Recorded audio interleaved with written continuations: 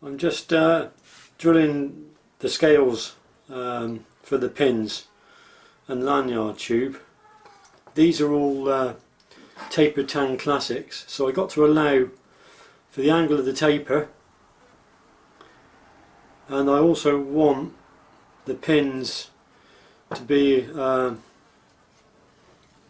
pretty perfect fit through. I don't want no binding of the pins, and the best way I found to do that is it's a term that I've used called drilling blind.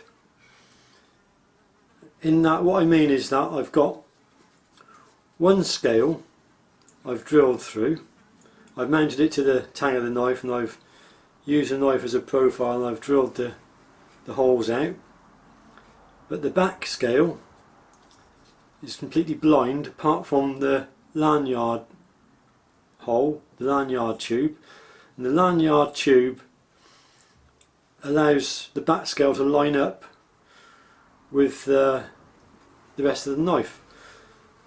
You just got to be careful that when you mount it on the drill press, it's not like that, because then obviously your back scale won't be on. So you just line them up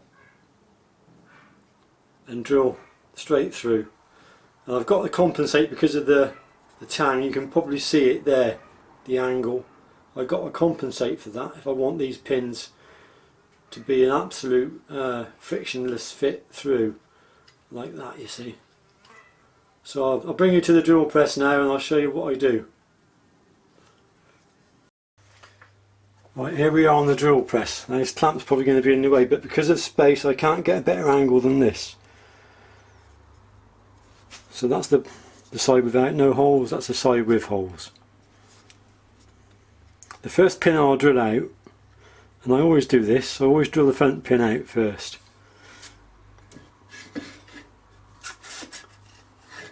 So position it onto the drill bed.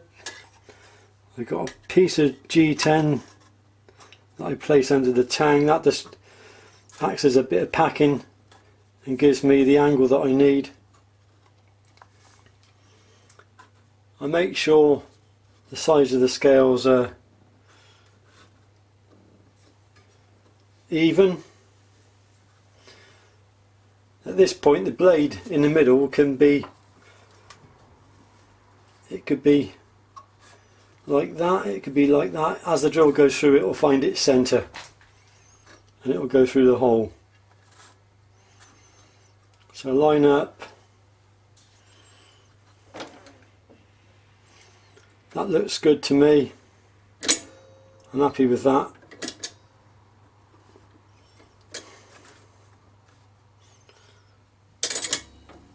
Clamp down.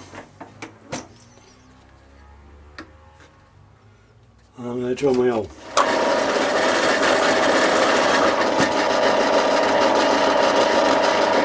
I'm happy with that. Drill the hole.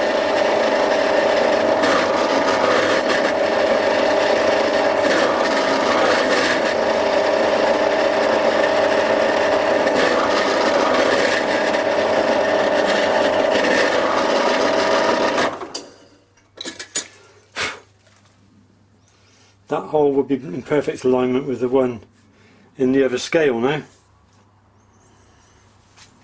So then it's a matter of getting a pin, pushing the pin through, locating it with the one in the other scale. You can see it's gone through nice and easy. And then drilling out the other hole. Again, a bit of packing underneath to compensate for the taper. Line it up. Drill the hole.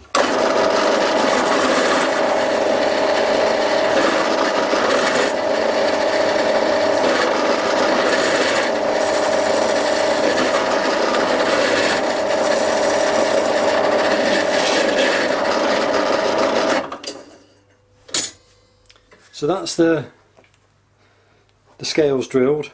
The pins fit with no binding, and I should be able to push them through with a certain amount of ease. So that's the pins fitting through perfectly, and they're not binding in the holes, so it's all lining up just nicely.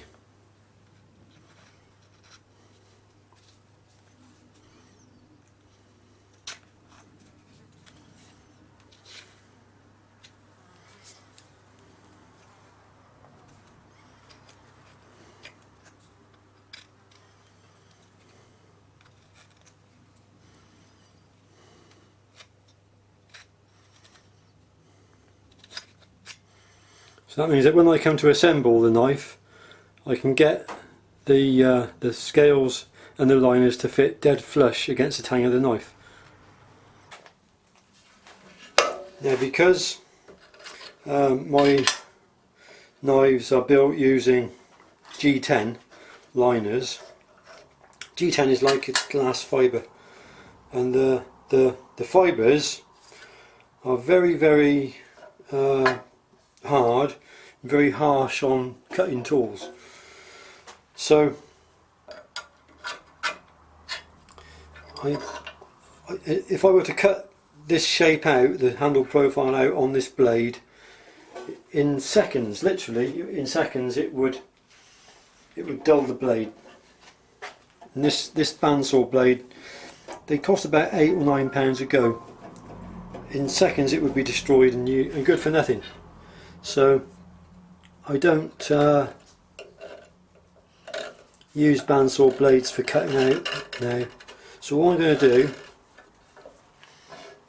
is I'm going to etch, I'm going to scribe the profile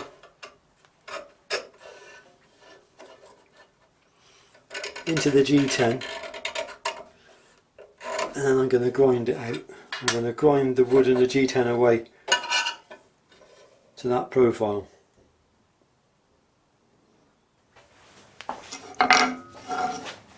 The main advantage of grinding the profile shape out is that, firstly, cheapness. The belts and the discs are a lot cheaper to replace than the bandsaw blade.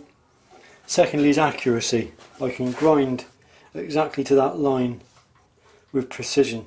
It means that when I come to profile the handle with the blade on in a later stage, it speeds that process up tremendously.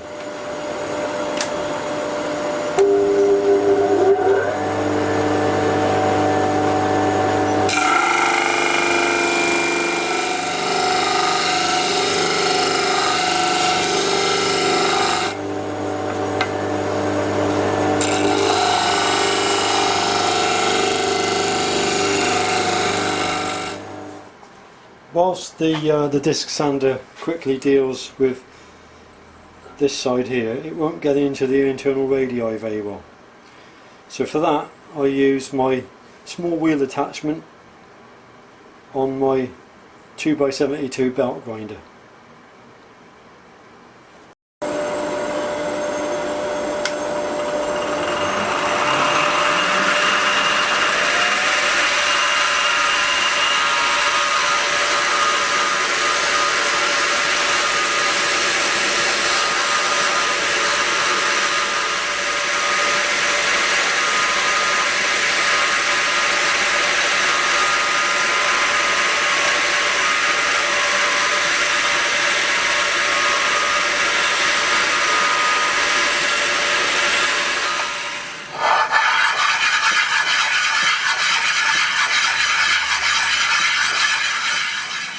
Scales have been flatted, so they're perfectly flat.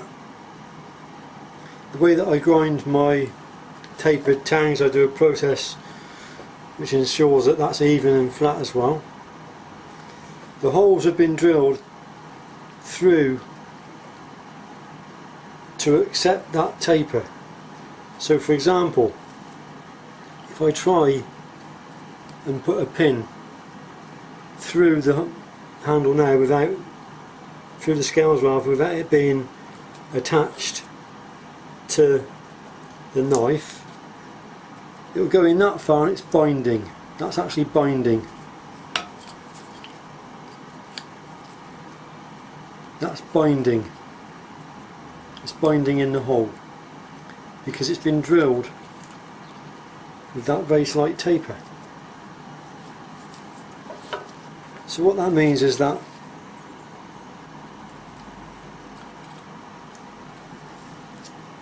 when the knife's put together and assembled, taking into consideration the taper of the tang, the pin should slide through once it's lined up with ease.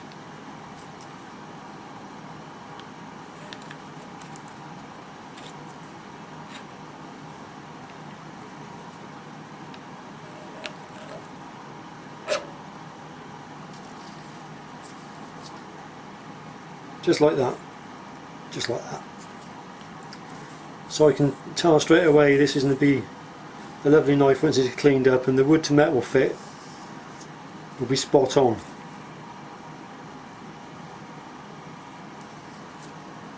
And taking the knife apart again, see how easy it comes apart, because it's all parallel.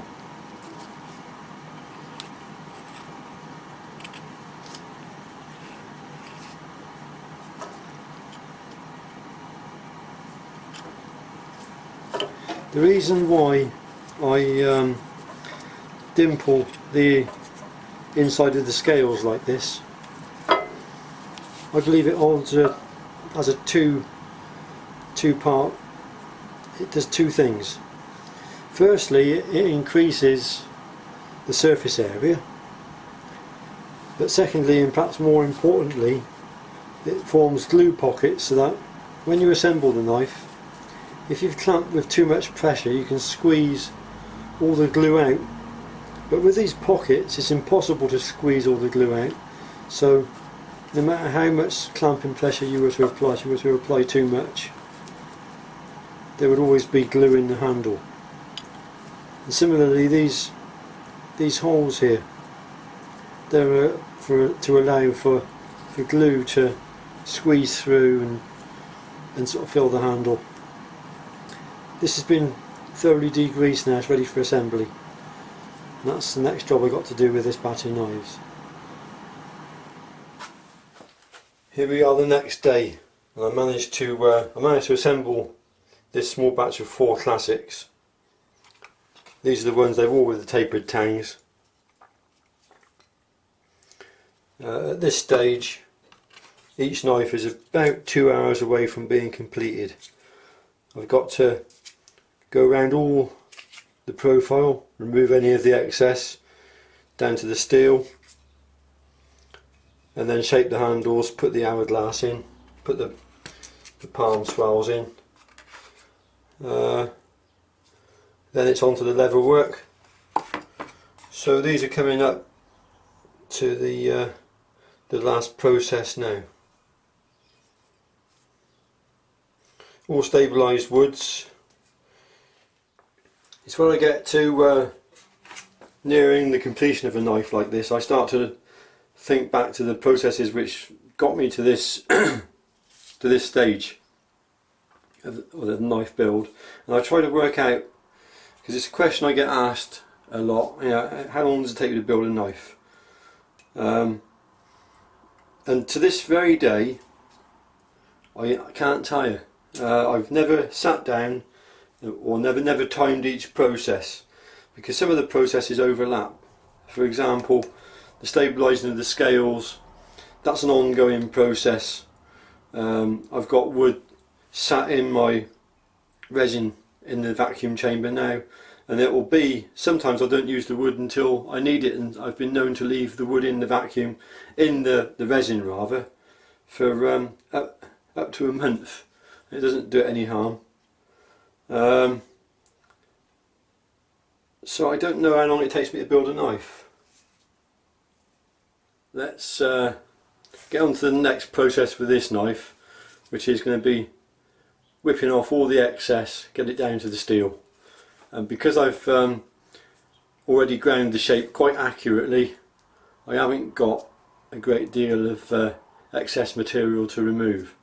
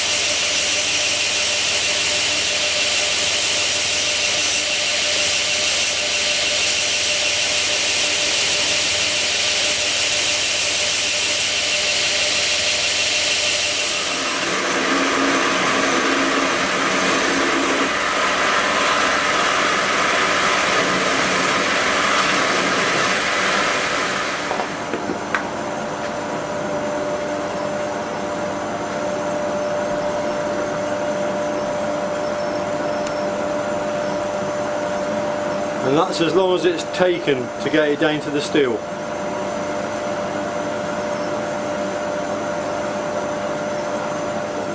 Doesn't look like much has happened, but in actual fact all of them now have been profiled. I call that profiling. Now I'm thinking about this video and my knife making journey, because I know there's going to be a number of you watching this that have got an idea that you want to become a knife maker, or you want to earn a bit of money on the side, or you want to have a go at building your own knife, whatever reason. And it leads me to think about my own personal journey as to how I got to where I am now. And I think of that old rule, the old apprenticeship system we used to have years and years ago. I think that they still do it on a very small scale today, but it's quite rare now. In this area, where I live in a place called Swindon, and it was a big industrial town many years ago, and the main industrial centre was the railway works, and in there they had generations of knowledge, and they used to run this apprenticeship scheme, and the person would go in there as a young person, and they generally serve a 5-year apprenticeship to learn a particular trade, and that 5 years basically encompassed around about 10,000 hours of hands-on experience in that particular craft or trade, and that's about what it takes to learn a craft or a trade. It's quite a well-known fact that it takes around about 10,000 hours to perfect something. And I know on my own knife making journey, you know, I've been building these knives now full-time since 2012, and I was about 18 months a hobbyist before that.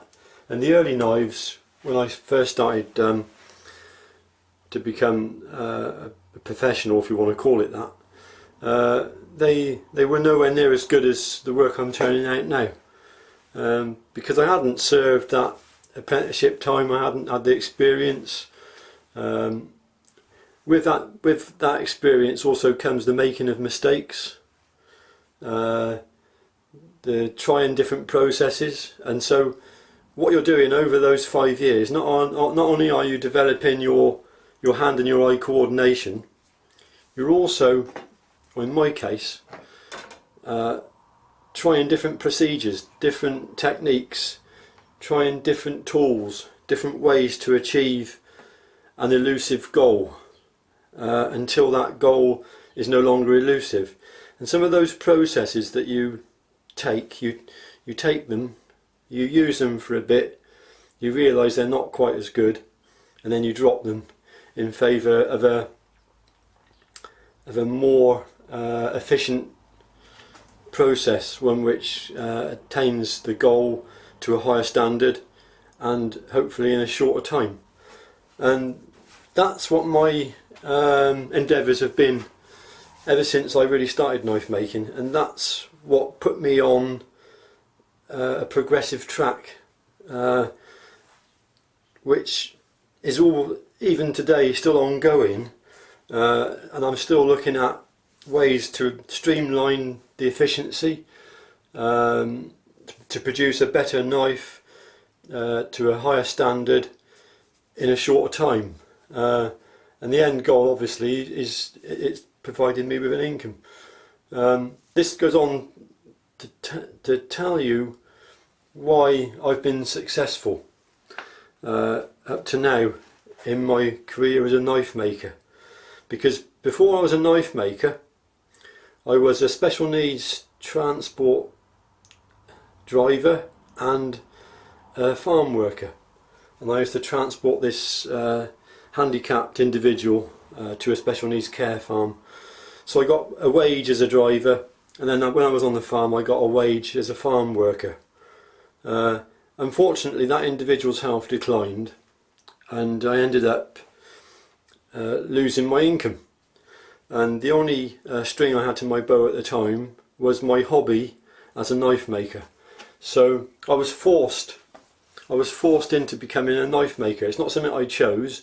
It's not something I ever had an ambition to do or become. It just happened. It just was the way it went. And I did try, before becoming a professional knife maker, to find another job. But as fortunes would have it, I was unemployable, because I was of a certain age and I've got a health condition, and those people that I went to have interviews with they weren't really interested in someone of my age and what have you. They wanted younger people, fitter people, stronger people, perhaps, I don't know. Anyway, I didn't get a job, and so I had to develop the business. And one of the biggest reasons why my business has been successful up to now is simply that this is my plan A. And the actual fact is, there wasn't no plan B, C, D or anything. This is all there was for me. It had to work. If it didn't work, I'd lose my house, because at the time I had a mortgage. I wouldn't put food in my belly. I wouldn't feed my family. I wouldn't pay my bills. It had to work. And to those of you that know the journey of my early days as a knife maker, you'll realise that I've only got through to where I am now quite literally by the skin of my teeth. And then anyone who's thinking of becoming a knife maker and you haven't got the relevant skills, and you've got to develop those skills like I did, then all I can say to you is it may not be as easy as it appears on the videos, so be prepared for a little bit of a struggle. One last thing, whilst I'm talking on the philosophy of being a knife maker, what works for me might not work for you, so make your mistakes. You'll learn from your mistakes. It doesn't feel very nice at the time when you make mistakes, but it's not until you go through that process and you look back on all the mistakes you've made that you realise that they were responsible for turning you away from a certain direction and putting you on a new path. And hopefully, if you do things right, that path leads to a more successful outcome. So be prepared to make your mistakes.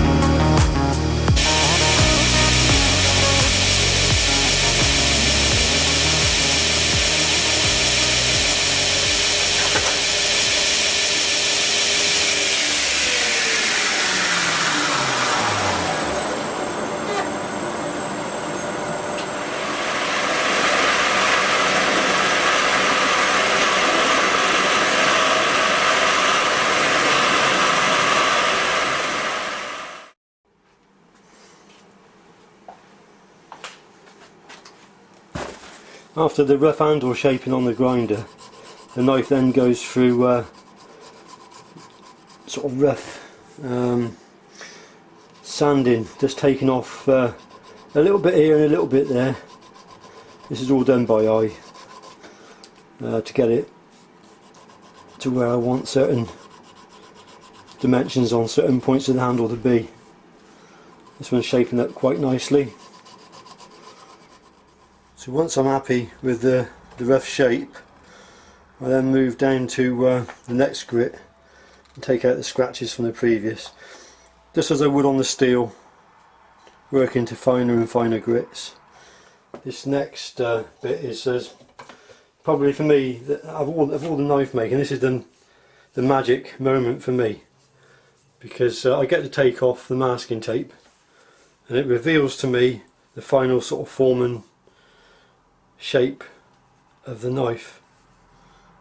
I've got to do some work on the spine, because I need to remove this, because I need to get a nice non-transitional sort of finish all the way from the pommel right to the tip, so this has to come off. As I say, it's the first time I get to look at the knife properly. It's like this is the birth. This is the birth of the knife, I suppose.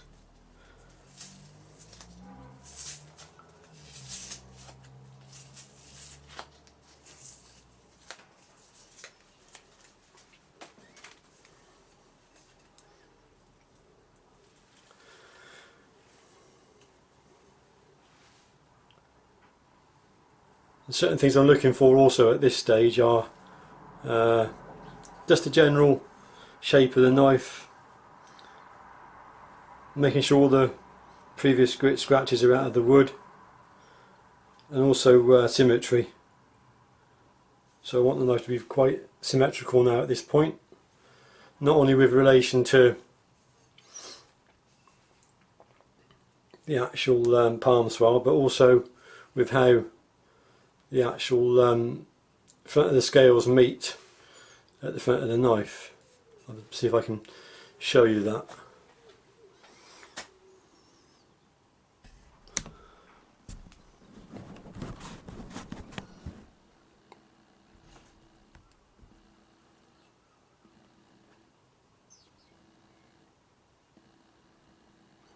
Hopefully you can tell the blade is dead straight, scales are symmetrical.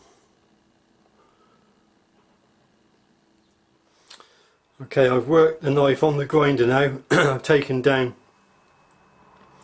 the back edge of the knife, gone through 2 grits and finished it to a worn 320, and that's nice. And there's a nice profile, there's a nice non-transitional finish across the whole of the spine. Let's see if I can show you that. So from the pommel right to the tip of the knife. Same on the underside. I've taken the pins down so they're no longer proud. And it's just now a matter of going through the grits, tidying the lanyard tube up, chamfering that, and then applying a little bit of finish, clean up the knife, and that's a finished knife.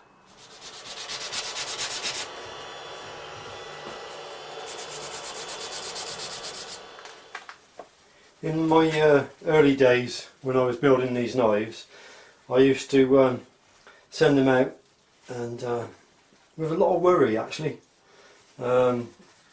because you know the knives weren't as good as what they are now, and they were done back then to the best of my ability. Every knife maker goes through a learning curve, so the knives you were producing last year aren't going to be as good as the ones you're producing this year, and so on. But back to the very early days when I was just really beginning at it, I used to build a knife and I used to send it out, and I used to sort of say to myself, I hope they'll be pleased with that. I hope they'll be pleased with that. And I got to a point now in my knife making where I build a knife now and I look at it and I say to myself, I think they're going to be pleased with this. I think they're going to be pleased. I think most people would be pleased. You're never going to please everyone. There's always going to be perhaps one or two that, for whatever reasons, find fault or don't like whatever style of knife it is that a builder produces. You're always going to get that. I don't go on any of the knife making forums, so I don't know what people are really saying about me, about my work. I hope it's good, but I have no interest in the forums and getting involved in anything like that.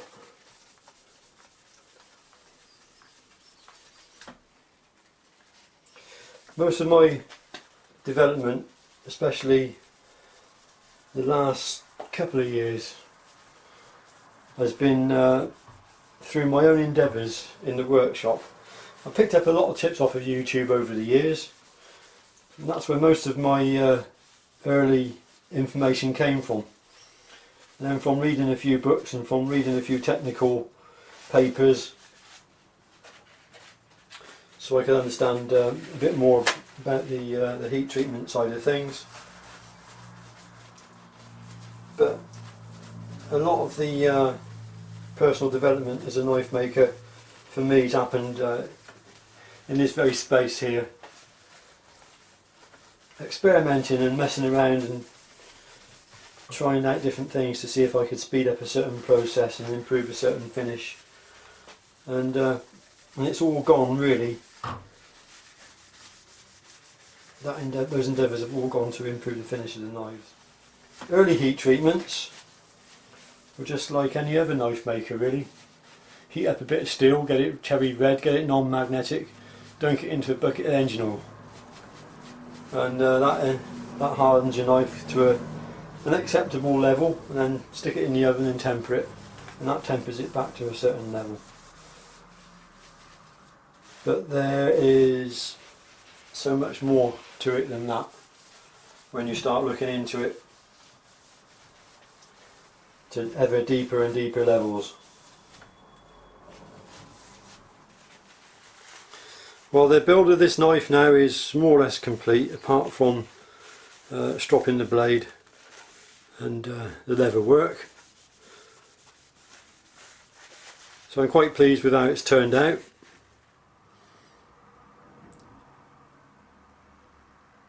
The wood to metal finish is quite good. I can't see any flaws on the tapered tang.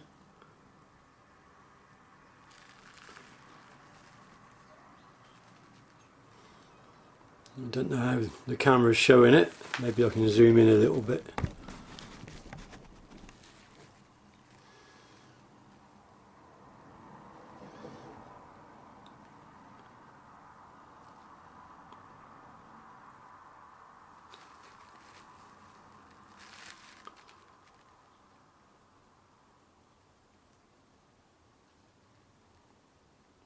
The tip of the blade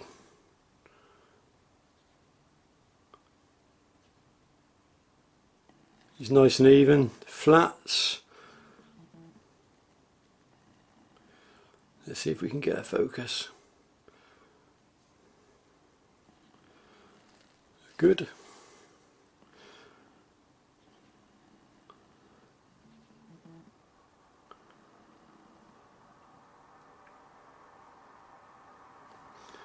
So all in all, I'm quite happy with how this one's turned out. This knife actually is being sent out to Fredrik Rye Ramberg. Fredrik is a Norwegian bushcraft instructor, and he sends me the massa birch, and so with every batch of massa birch he sends me, I build him a knife as payment.